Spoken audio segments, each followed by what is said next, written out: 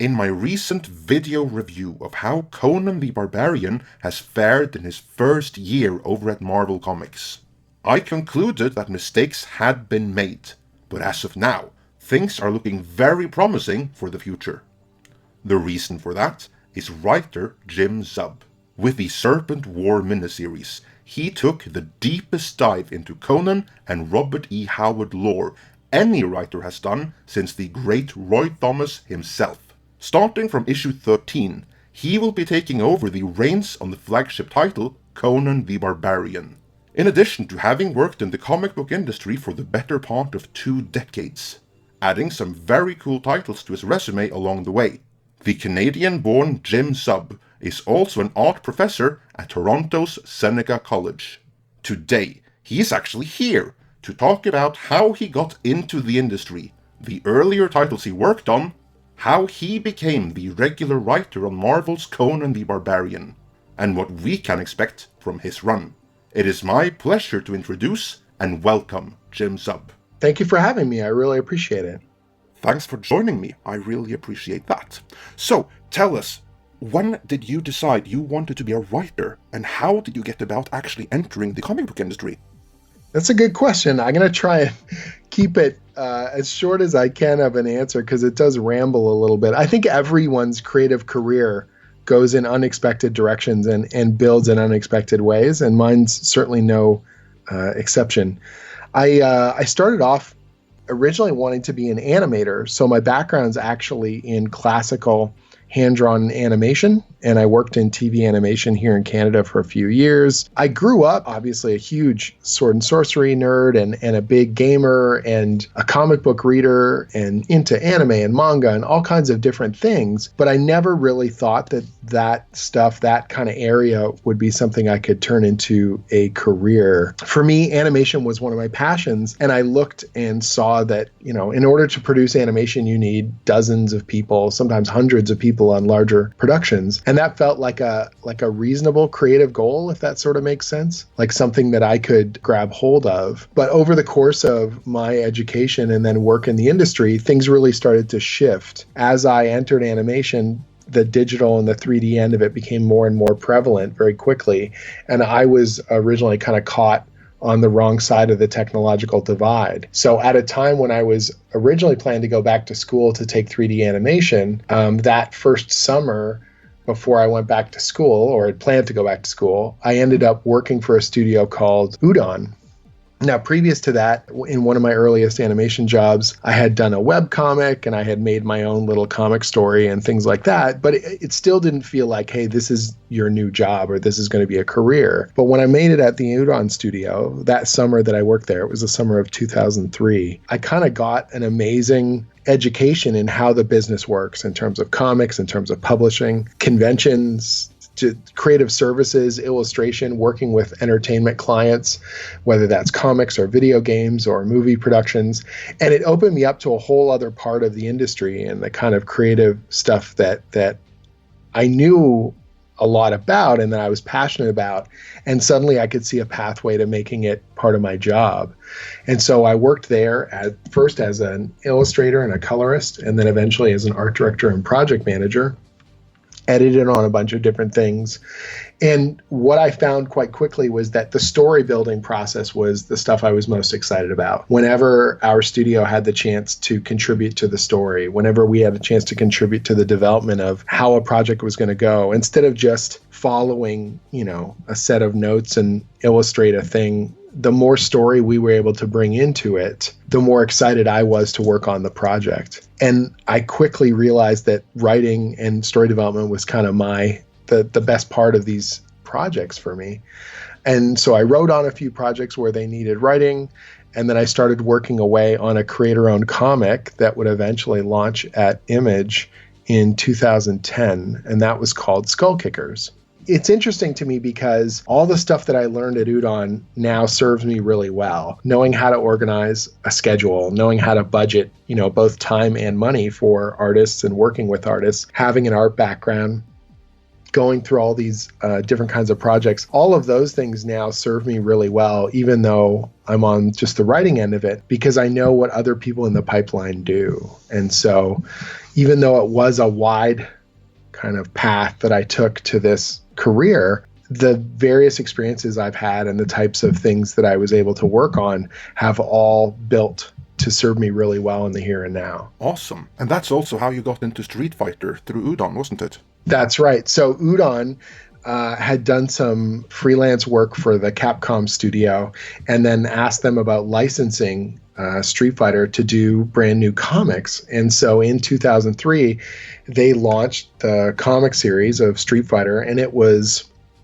quite popular. It did really well, and it would be translated into multiple languages. And Capcom Japan liked the series so much that it kind of put Udon on the map to be able to work on the actual game stuff and official licensing art and toys and video game material, just all kinds of different related artwork. And so I was swept up in some of that as well. I wrote on 2 different Street Fighter miniseries for the comics. We worked on a bunch of different development artwork, advertising artwork, and video game artwork over the years that I was at the studio. And, I played the hell out of Street Fighter when it was in arcades and absolutely loved it. Happy days. Oh, yeah, it was great. I remember when I was in college, Street Fighter Alpha came out on PlayStation, and we played it so much that the machine started to overheat. And so we took like a frozen bag of peas and we put it on top of the machine to keep the temperature down so we could keep playing all through the weekend. Like we were pretty obsessed. Those were the days. But in addition to licensed work, you also had another creative-owned title, namely Waywood. What can you tell me about that? Yeah, so Skullkickers was my kind of breakout hit, if you want to call it that. And it was a sword and sorcery action comedy. Encompassed a lot of the things I like about the fantasy genre and some of the kookiness that I like about Dungeons and Dragons. Wayward came out a few years later, and that was working with Stephen Cummings, who's a friend of mine and someone who I'd worked with at Udon, and he actually lives in Japan, and we mixed together kind of 2 different ideas. I had this sort of fantasy in the modern world story that I was slowly developing, and he lives in Japan and wanted to do a story about kind of ghosts and spirits in Tokyo. And I thought rather than just doing 2 different things, these 2 things could actually mesh together. So instead of doing Eurocentric kind of fantasy that had been done many times before, we took a bunch of the kind of yokai myths and Japanese mythological elements and mixed them up with the kind of fantasy stuff that I was already working on. And then Stephen really brought a wonderful, grounded sense of both the real city of Tokyo. Like, we didn't want it to feel like sometimes in movies when they show Japan, it's just like we would joke that it's high-rise buildings and ninja temples, like that there's nothing in between. And Tokyo as a city is beautiful. Every neighborhood feels like it kind of has its own feel to it. Have you been there? Yeah, I've been there actually a dozen times. I went there for research during the series, but I went there with Udon during our work with Capcom and other Japanese studios. While working on Wayward, I did 2 long sabbaticals, so I was there for over a month at a time, so that you go past that point where you're just doing tourist stuff and you're starting to get just an inkling of kind of what day-to-day life is like, or the little kind of unexplored corners that a lot of tourists don't get a chance to see. It's one of my favorite places, and whenever I go for too long without visiting Japan, I feel this real deep need to want to go back. And even places I've been before, the food, the people, it's an amazing country, and I'm very fortunate that I've had the chance to be there as much as I have. Japan is, I'm sure, amazing to experience in person. I've never been there myself.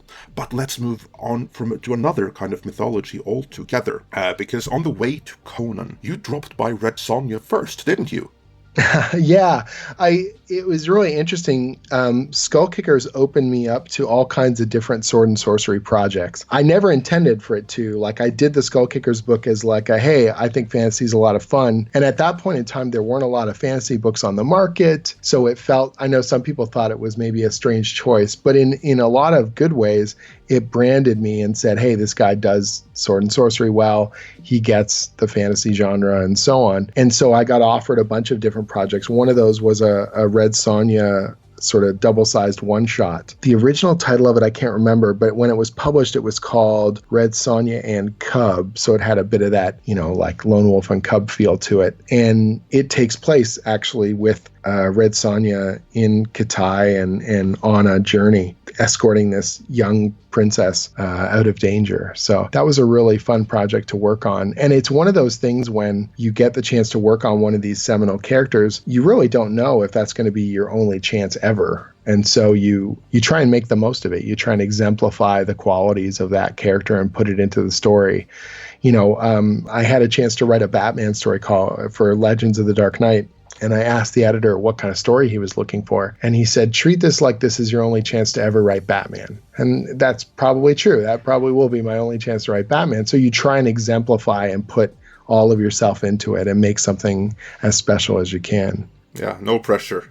Yeah, no pressure. Just do your best, That's the kind of cool thing about it. When it works out, instead of it being your only chance, what you do is you've proven that you understand something intrinsic about that character, and then they ask you to do more. So that's been kind of one of the nice benefits of these things, is that some of these projects that I thought were one chance only, I really poured myself into it, and in turn, people responded to it, and then we get the chance to do more. And that's, all you hope you can do is keep telling stories that mean something to you.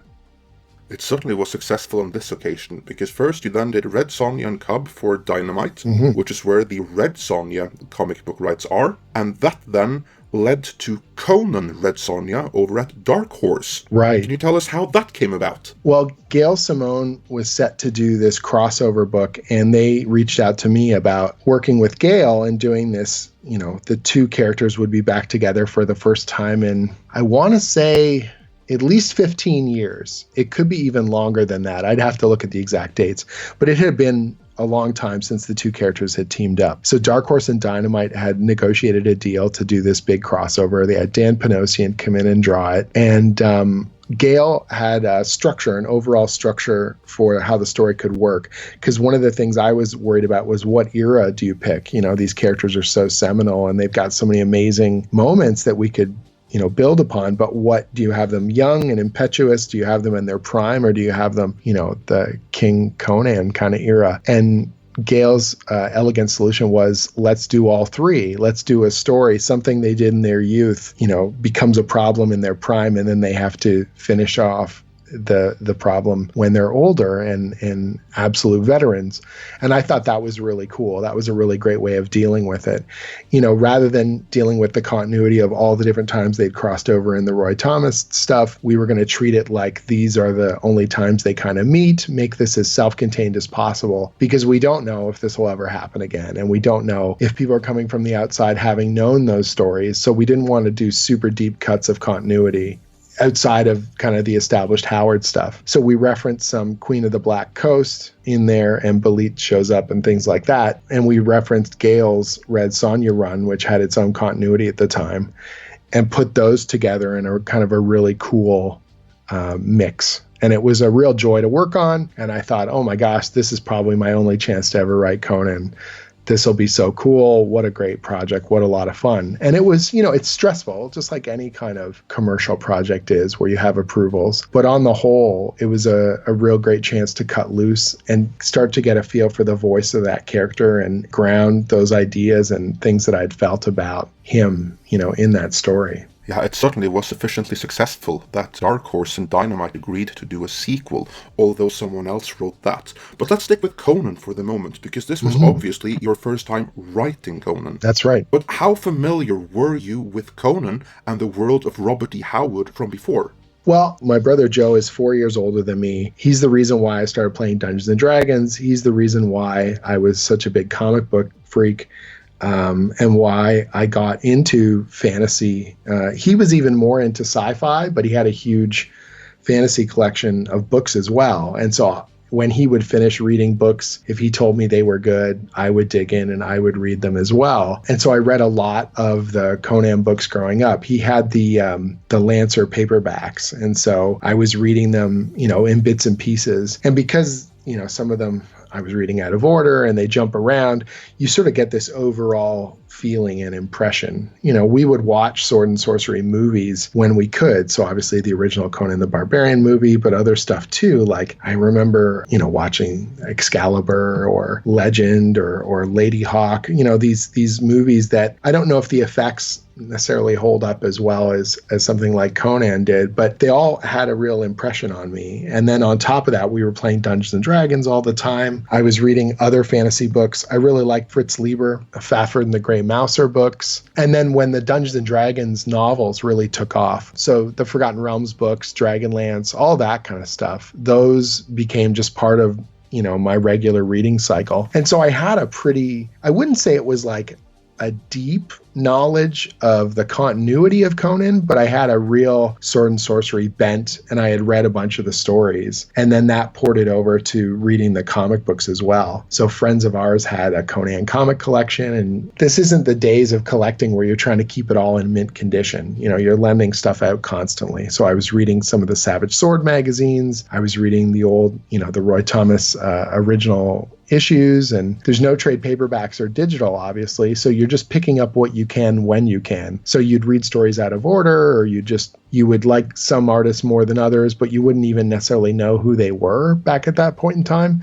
You were just sort of steeping yourself in the general lore. And so I had a deep love of Conan the Barbarian and the Robert E. Howard stuff. One of my friends really liked Solomon Kane, and I thought that guy looked really cool. And that, you know, gives you a reason to go back and read the original stories. And that was the thing for me, is it's like I knew the books were separate from the comics, and I knew the movie was separate from both, but they all kind of instilled this bigger vision that this character is important in sword and sorcery as a whole. And so when I had that chance to work with Gail on Conan Red Sonja, I was really thankful for the opportunity. I was really excited about the possibilities there. You know, the Frazetta covers, and you know, the John Buscema stuff, and Barry Smith and Carrie Nord, all these like seminal artists who had done such cool stuff over the years with the character. And I was reading the original Dark Horse run and loving every issue of it, you know. So being able to contribute to that in this thing was such a cool opportunity. And every single time sort of treating it like, this is my shot, got to make it something special. Well, it certainly must have worked, because it wasn't your last time writing Conan, now was it? Let's transition into Marvel. How did you start working for them? It was really interesting. Udon had done a bunch of work at Marvel on different series, but I was not involved with most of that. Like I was working on other projects, mostly video game stuff or role-playing game artwork. But because of conventions, we would be sociable. You know, you'd go out for meals together, or editors would come by to talk with my boss or some of the other artists. So I knew some of the people at Marvel kind of in that broader social circle. And slowly but surely, as I was starting to make a name for myself with writing, I was sending samples out to some of those editors. And you would get nice responses back, or polite. No, I wouldn't say even rejections. It's more like, oh, thank you, you know, and then they're not following up on it. That's kind of the way of these things. You need to build up a body of work and, you know, trust over time. There was an editor named Bill Roseman gave me my first shot at Marvel. He contacted me about doing this book for a Disney project that they were putting together called Disney Kingdoms. It was based on a bunch of things around the attractions at like Walt Disney World or Disneyland. And so my animation background served quite well there, and I built up trust with Bill quite quickly. He was part of a division called Creative Services, and so they were constantly making little ad comics. I know it doesn't sound very sexy or cool to be doing the comics that get put in like cereal boxes or, you know, giveaway stuff, but someone has to do that work. And it's a way to build up your understanding of how to meet a deadline and how to have characters' voices sound correct and how to hit your marks in terms of scheduling. And that's what I did with Bill. It was a slow process, but it was also quite valuable to understand what his needs were and how the company worked. And so I did a bunch of different writing for Bill. I did a lot of advertising comics. I did something called Spider-Man Magazine that was in Europe. It's like a kids magazine that's got games and puzzles, but it also has an original comic story in every issue. It was a lot of fun, and it was a way to sort of show them what I could do.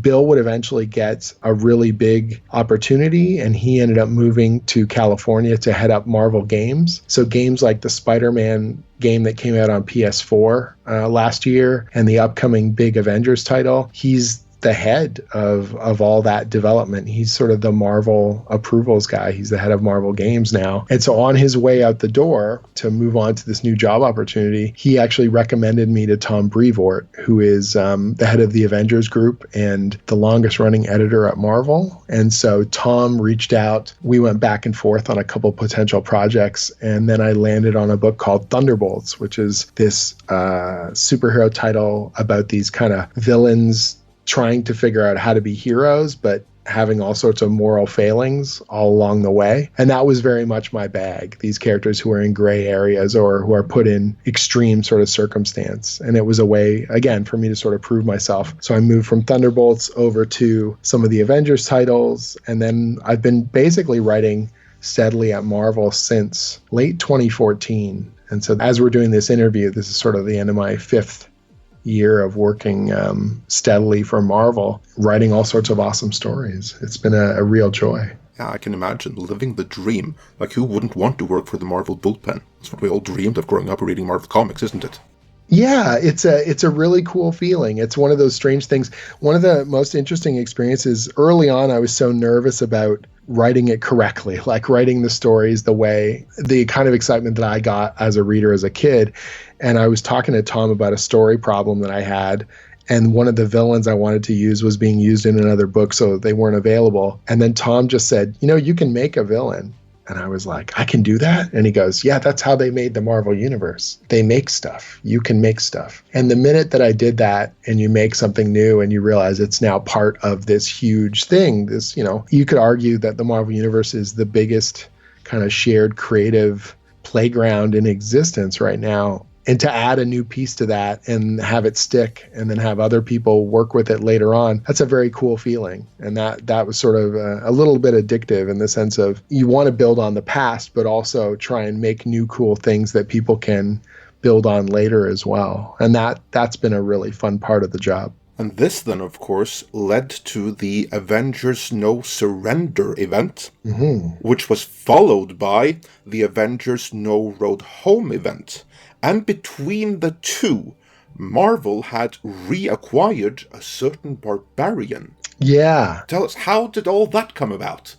Well, there were 3 kind of major Avengers titles. There was the flagship Avengers book. There was a book called Uncanny Avengers that I was writing that had a mix of kind of X-Men characters and Avengers characters. And there was a book called US Avengers, which was a book that Al Ewing was writing and doing really cool things. And Mark Waid was writing the flagship book. And the idea was that all 3 of those books were going to collapse into one core Avengers title that we knew Jason Aaron was going to be launching after our books wrapped up. Tom didn't just want the books to end. He wanted it to be a big epic finish and a way to celebrate, the depth and breadth of the Avengers history. And so we came up with this story called No Surrender, and it was a weekly release. 16 issues in 16 weeks. So we planned it almost a year in advance to make sure there was enough lead time for the artists. And the teams just did a phenomenal job. Everyone, there was Pepe Larraz and Kim Jacinto, there was Sean Isaac and Paco Diaz, and all of them were doing just stunning artwork on this cool Avengers story. It went over really, really well with retailers and readers. And so as soon as we finished, Tom turned around and asked if we wanted to do another Avengers event a year later, which eventually would be called No Road Home. And these events are really unique. You actually sit down in the Marvel boardroom. We fly into New York, and over the course of a day, over like 9 hours, you break the story. You're sitting there at a boardroom table with all the pieces, and you're breaking it all down. But in this case, a few months earlier, Tom sat down with Mark Waid and I when we were in Chicago for the C2E2 convention. We all went for dinner, and Tom said, I've got an interesting challenge. Marvel's reacquiring the rights for Conan the Barbarian. We want this new Avengers event to include Conan. Are you guys interested? And I was kind of shocked that this was happening because, no one, I think, saw that coming. And on top of that, I was like, how do you do that and make it feel like it fits? It was an interesting challenge. And I had this deep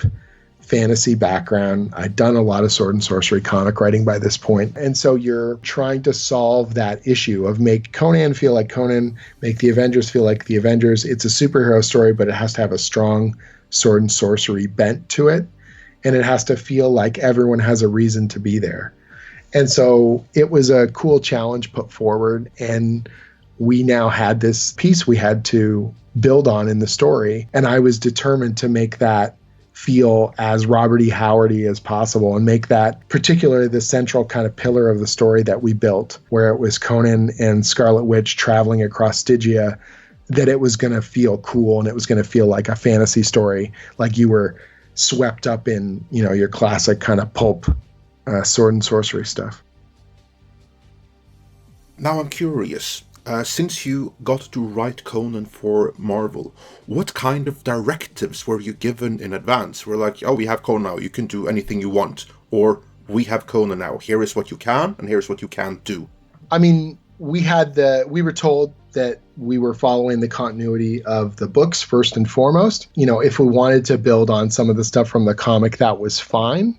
We were told that we should know what era the character was coming from so that it could be consistent moving on from there. And when I was looking at the possibilities and what was sort of going on, I decided that, kind of post Queen of the Black Coast made the most sense. We wanted Conan in his prime, and that we could figure out exactly kind of where it fell in terms of the storytelling for the character. So I knew, at least mentally, what stories had come before and which ones, were still yet to come if the character had stayed in the Hyborian Age. And that the Conan series that Jason was going to be doing was going to be its own thing. That the timelines were kind of, I guess, split or whatever complexity you want to give to it. So that was sort of where we were coming from. The good thing is that I knew the novels. And, when I did Conan Read Sonja with Gail, I went on a deep Robert E. Howard reading binge and comic binge on the Roy Thomas stuff. And so that was just like bringing all that stuff back to the foreground.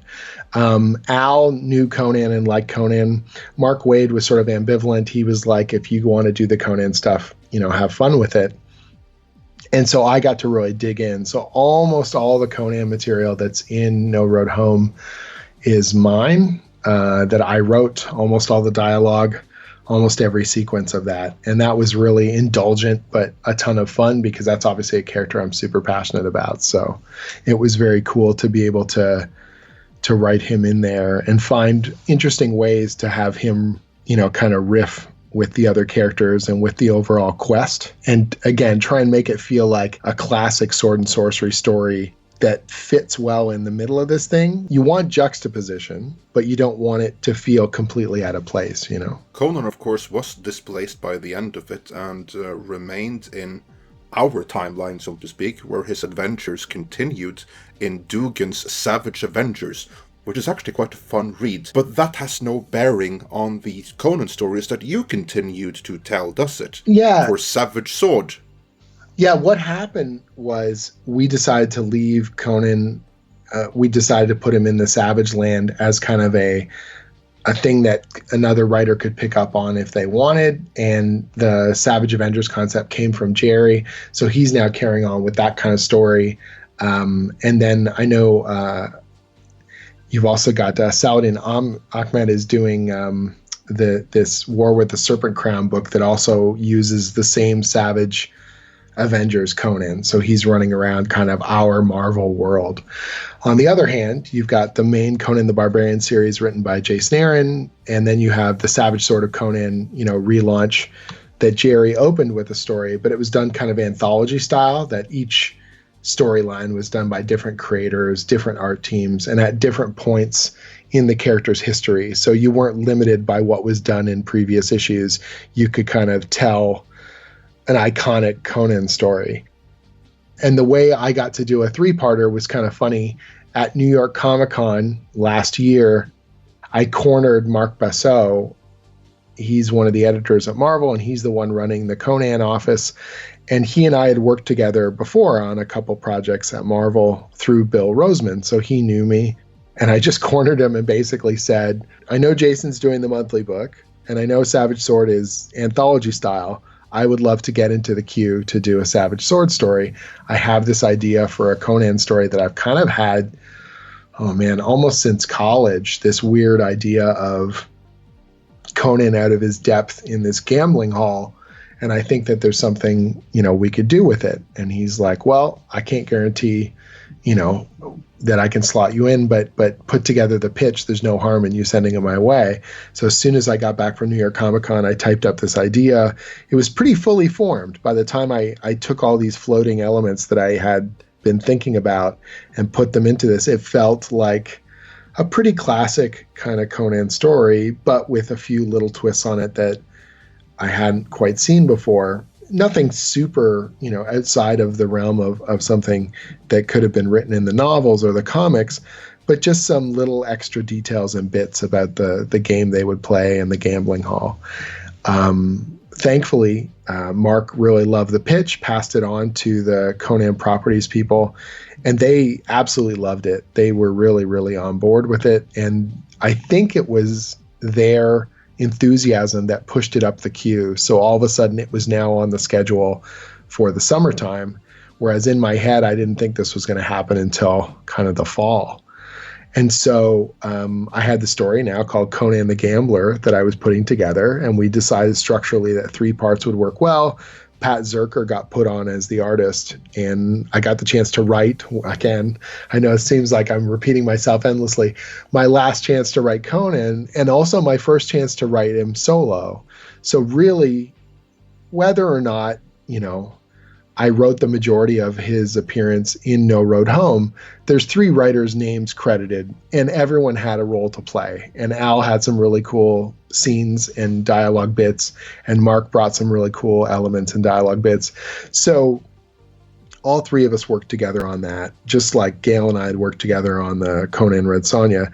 This was my chance to write Conan by myself and to sort of say, this is how I see the character, this is how I see his stories, this is how a Conan tale is supposed to work. And thankfully, it went really well. People really enjoyed it. I got a great response from readers and retailers. The Conan Properties people were so enthusiastic and just really, really excited.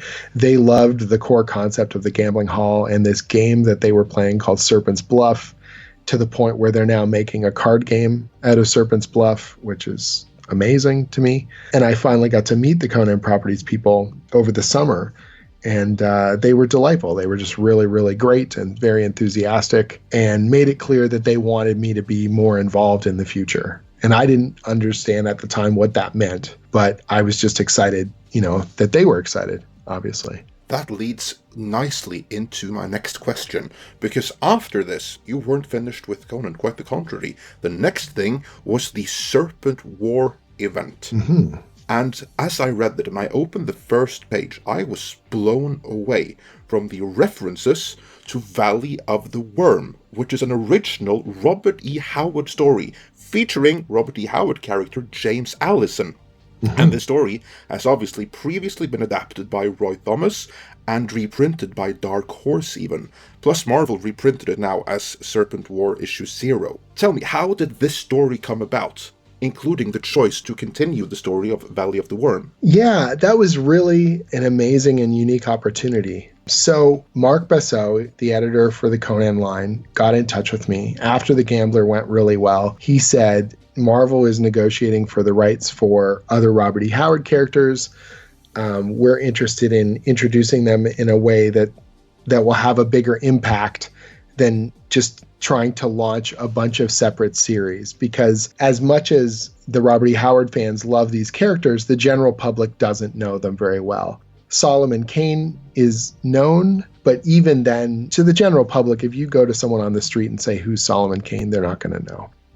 And so it was important to them that they ground this in some sort of exciting, epic storyline, and asked if there was some way to do that and if I had some thoughts on a structure or something that could work. I asked them which characters were in play. We put together sort of a list of possibilities, and then I started doing a lot of reading and a lot of research. No matter what property I work on, so I've done a lot of different stuff outside of even superheroes. I write the official Dungeons and Dragons comic. I wrote a series of comics for Samurai Jack. I've written all kinds of different stuff where you're trying to get specific character voices or trying to hit a particular, license and make it feel like it builds on what exists. And so it was really important to me that if we were going to use these other Robert E. Howard characters, that I steeped myself in the knowledge and tried to push out as much as I could. My original plan was to include some little Easter eggs to other Robert E. Howard stories, even if they weren't going to be main characters or even appear in the story, but that we do little nods. And I stumbled across, the concept with James Allison. There's only 2 complete James Allison stories and then some fragments. And Valley of the Worm really grabbed me. I thought it was really interesting. I thought it was very iconic. And I realized that there was something really primal there in terms of, Njord's battle with the worm. And that there was also this snake called Satha. And they actually mention in the story that some of the tribes believe it's the god Set and stuff like that. And I thought, wait a minute, there's something there. There's a hook that we can work with. And so I started building out this idea around the snake and the worm and kind of this bigger mythic sort of story.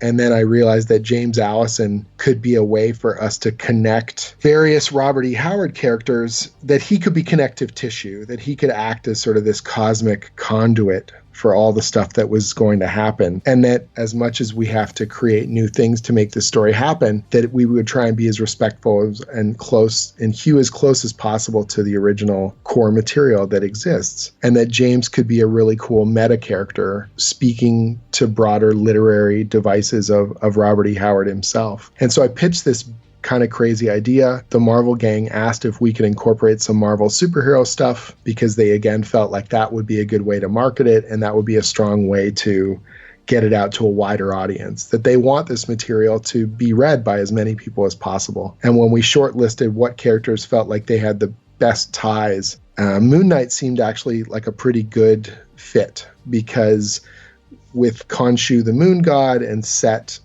as the Egyptian pantheon, there was something there we could build on. And then I really liked the dichotomy of he's a character who is an agent of a god, but doesn't actually like being the Fist of Khonshu and is constantly in conflict with his god. And then you have a character like Solomon Kane who has never met his god, but is a deep and faithful agent, loyal and true to his faith. And I felt like there's some cool sparks there. There's some really cool intrinsic contrast. I can make this work. And so I was the one who came up with the overall structure of using Valley of the Worm. I was the one who built kind of this crazy cross-dimensional story that we would be working with and pitched these ambitious kind of big picture ideas for not only the story of what is now called Serpent War, but is also potential future stuff we could do with it. And I just went pie in the sky with it because I thought, well, they asked me for my ideas. Here's what I think. And thankfully, they very, very enthusiastically responded. Marvel was thrilled, and the Conan Properties people were kind of blown away that I had done so much homework on the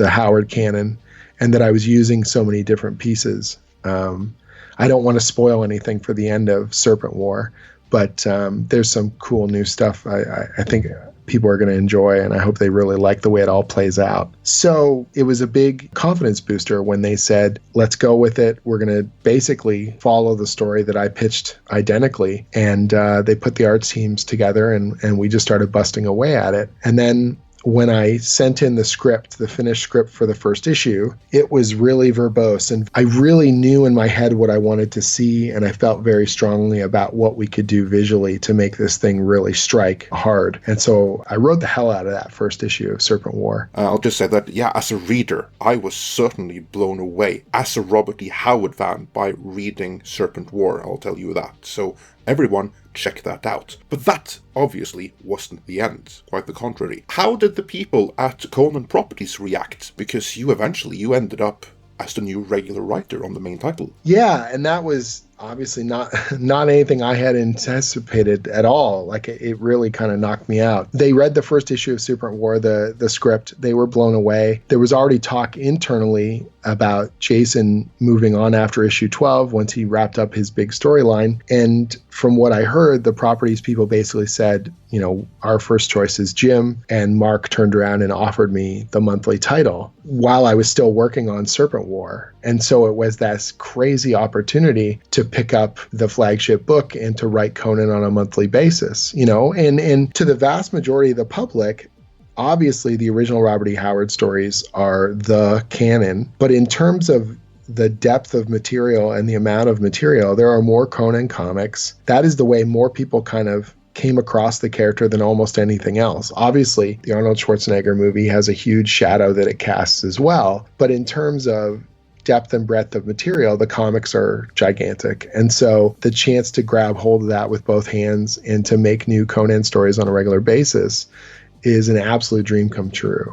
And the minute they offered it to me, I literally cleared other projects off my plate. I turned down some stuff that I was offered. I was co-writing Iron Man at the time with Dan Slott, and I let Tom, my editor, and Dan know that I was going to be stepping away because I wanted to free up as much space in my schedule as possible to concentrate on Conan. That I feel this is a really unique opportunity and a bucket list kind of project for me. And I just want to make sure that I don't let that slip by without giving it my all. Looking forward to it. I do have a question though. In the Serpent War miniseries, you crossed Conan over with Moon Knight, and over in Dugan's Savage Avengers, Conan is literally interacting with the Avengers. Will you be doing more such crossovers in the flagship title, or will Conan stay in the Hyborian Age there? Yeah, so for me, it's like the good thing is Serpent War is doing well. The plans are going well for the Conan stuff. And so it's something where I'm hopeful we'll be able to do more cool stuff with it. And what I've been very careful about is to make sure that the core flagship book is always about the Hyborian Age. And so Serpent War's got Moon Knight in it, and Savage Avengers has, him in the Marvel Universe. But the core book is kind of like insulated. It is the Hyborian Age purely. That's the story that we're trying to tell in there. Yeah. And I'm not trying to mix and match. I think it's really important that you have a pure Conan story in the Hyborian Age over in the monthly book, and then everything else is up for grabs. You want to do weird stuff, you want to do crossover stuff and experiments, cool. Just make sure that there's always that core for readers to be able to stay on board with. So then, Conan the Barbarian will be relaunched with issue 13. Now, I have to ask, because just to me as a reader, it sounds like a difficult position to relaunch something at 13 of all issues. Do you have any thoughts on that? Yeah, I mean, the comic industry has a thing where they'll push the reset button quite a bit with a new number one. And there's times when they decide they are going to do that and other times that they decide they're not. I'm picking it up with 13 because they want to keep the numbering consistent from Jason's run. And that's cool. I'm fine with that as a whole. In my head, I always think of what's called legacy numbering, which is the broader, kind of bigger numbers that the series carry. And so as far as I'm concerned, and the same thing when I was doing Savage Sword, like as much as I did Savage Sword numbers 7 to 9, in my head, it's the original numbering anyways. And so this is just me picking up the monthly title. But to retailers, it's a harder prospect because you're trying to convince them that issue 13 is a jumping on point and a reason for them to get new readers involved. And so it's a bit of an uphill battle. It's one of the reasons why I'm beating the drum so hard about the series, because I want people to give it a shot. I want people to dive in, whether they're classic Conan comic readers who might be lapsed from the regular series, people who tried Jason's run and left or come back, or people who've never read a Conan comic before and are just curious about,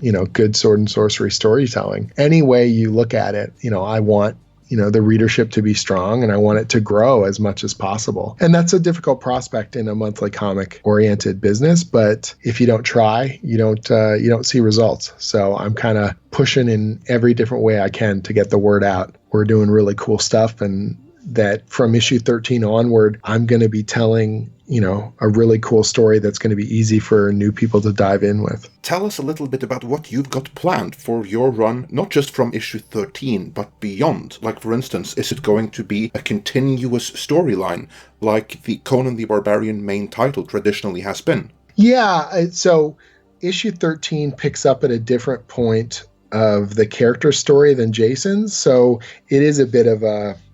I like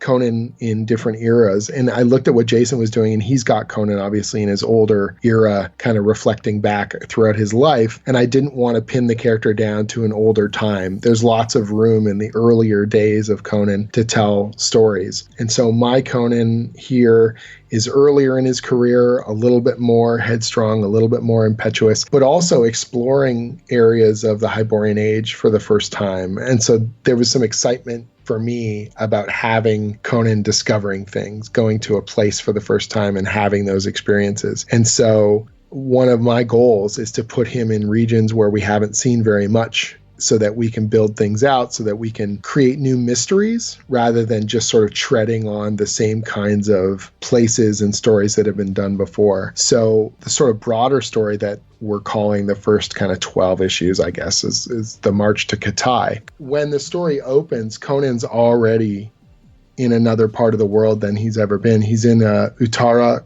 Kuru, which is this kind of cool region that's not quite from the original novels. It's from one of the extended novels, but it's still very cool stuff. It's this remote region, all kinds of different architecture, all sorts of different cultures. And throughout the story that we're going to be telling, particularly in the first 6 issues, Conan's going to make his way north to Katai. And so we're going to get to see stuff that has been just hinted at in some of the canon material or hinted at in some of the other comics over the years, and see regions and encounter kind of threats that haven't been visualized before, while still trying to keep the core of what Conan is and sort of the intrinsic ideas that made those Robert E. Howard stories so great. That sounds very exciting. I think that's the key to keeping the Conan stories running, to tell new stories from new angles. At the same time, though, there were some stories that Roy Thomas never got around to adapting. Any chance of revisiting the leftover stories there? Yeah, there's definitely the possibility. I didn't want to do adaptation at the start, like I in my run, but it's definitely something that we could possibly do at a later point. I just want to make sure that we build out some original stories early on. I think the adaptations are really amazing, and it's cool to be able to visualize some of the stuff that's previously only been in prose, but I also don't want to feel like those are the only, sort of goals to have, that we can make the Hyborian Age feel rich and full and explore different aspects of it. And so adaptation is something that, it's kind of fascinating, right? Like Serpent War is a pseudo sequel to Valley of the Worm. And so we are using existing material, but then also kind of exploding it outward and exploring some deeper kind of aspects of it. And I don't know if that's something that I will do more of. I think I'm leaving myself open to the possibility. And I am very excited to see the possibilities that will present themselves as your run carries on. And I look forward to reading it, and so should you, everyone listening. So go and be sure to pick up Conan the Barbarian, issue 13, as well as the Serpent War trade paperback. And with that, I would like to thank you for sharing all your Conan stories with us. Oh, my absolute pleasure. Like, as I was saying before, sword and sorcery storytelling meant so much to me as a kid and still does to this day. And having the chance to contribute to such an important literary character and to have the response be so great from the readership and retailers, and just realize that the stuff that we're building here becomes part of such an amazing tradition of comic storytelling and sword and sorcery storytelling. It means a lot to me. So I'm hopeful that people will get on board, and I'm super excited for all the cool stuff we have planned.